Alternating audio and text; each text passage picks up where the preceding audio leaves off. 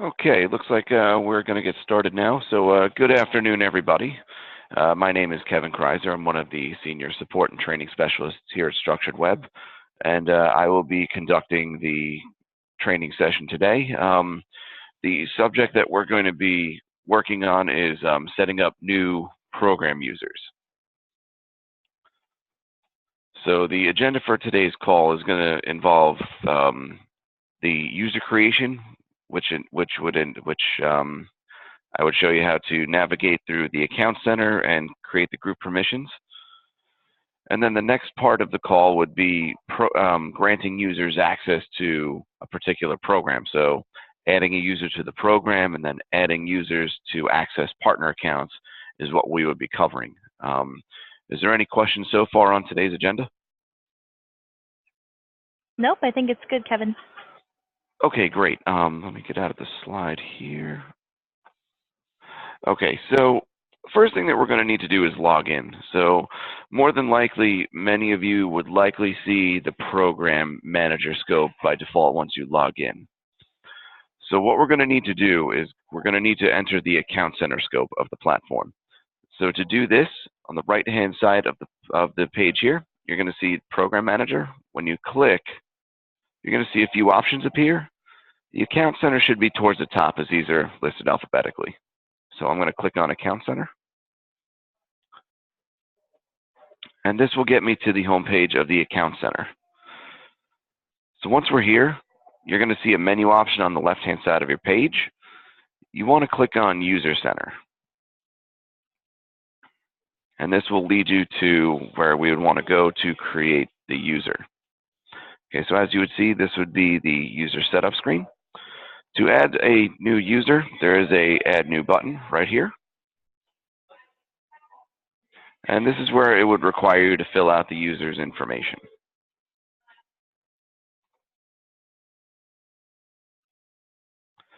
Okay, so what I'm doing here is I'm going to create the username, and then I'd have to create a password as well as fill in the user information.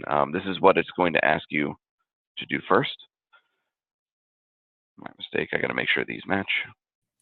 And Kevin, with the password, what are the password requirements for that? As far as creating passwords for users, you must use a minimum of 6 characters with a combination of lowercase letters, capital letters, and numbers. Okay, thanks. Okay, great. So now that I have this created, I'm just going to fill out the first name, middle name, last name information.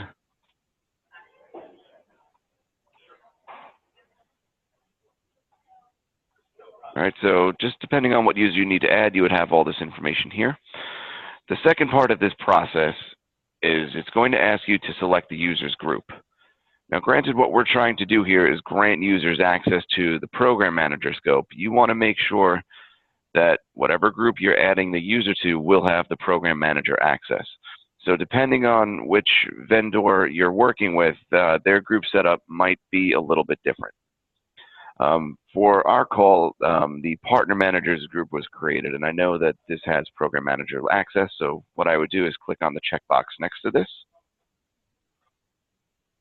The next step is you're going to select the user's manager. More often than not, it's likely going to be whoever is listed as the site admin. So that unless you need to do something specific, you have your options here in the drop menu. And then it's going to ask you to enter the user's email address. By default, this is clicked off here, so I'm going to add the email here, test@structuredweb.com. Okay, so when I have all this ready, I'm going to go ahead and click Update. Just do keep in mind that even if I do not select a group, I did create the user, so they would receive credentials to access the platform. So now I'm going to go ahead and click Update. Is there any questions on what I've done so far as adding the user information, groups, anything like that? Yeah, Kevin, actually, I was following through on my end of things as well, just to make sure I was getting everything correctly. And I actually don't have that Account Center drop-down option on my end. Okay, which account was this for? So for the so as far as the Account Center access, so it depends on your user permissions. So generally, the Account Center access is a little bit more of an admin permission, because of course we're doing things like adding users. So if you don't have it currently, you don't. It sounds like you don't have that permission level. So we would. So if that is something that you should have, adding users, please reach out to us after the call, and we can get that set up for you and add that permission to your account, so you do have that account center view for your account. Excellent, thank you. Okay. The next part that we're going to be working on is, now that we've created our user, let me just put this in present mode. We're going to add the user to the program, and then we're going to add the user to access partner accounts. All right, so now that we're back in the program manager from the account scope, what you'd want to do is click on the users tab at the top, right here. Okay, so as you see here, these are the list of users that would have access to this particular program right here. Now, just do keep in mind that this process would have to be done on an individual program level basis. So just for now, we're going to use this program. You don't see your user here right now, so what we need to do is click on the Select Users button, which would be here. Okay, so now that you see all the users, you'll see that test user 1234, the one that we just created, will appear here. So there's two ways that we can add this user to the program. We can click the checkbox and click Add Users. This is a best practice if you know there's a few users that you want to add to a particular program, or you can click on the plus sign to the right-hand side of the user's email address. This will instantly get you back to the user screen. So I'm going to do this right here. And then this will add the user to the program. All right, so the next step that we want to take is we want to click on the user's name. Okay, so you're going to see a list of accounts, and you're going to see two options at the top. The one that's checked off by default is the one that allows users to only manage selected accounts. So if this is an option that you want to use, you can select the specific account or accounts that you need your user to have access to. And then once you have them, you go ahead and click Save. The other option that you have is, you'll see right here, this is not checked. This user can manage all the accounts in the program. If your intent is to have the user manage every account, including all newly created accounts going forward, this is the option that you would need to use. Just for now, I'm going to click here, and then we will save.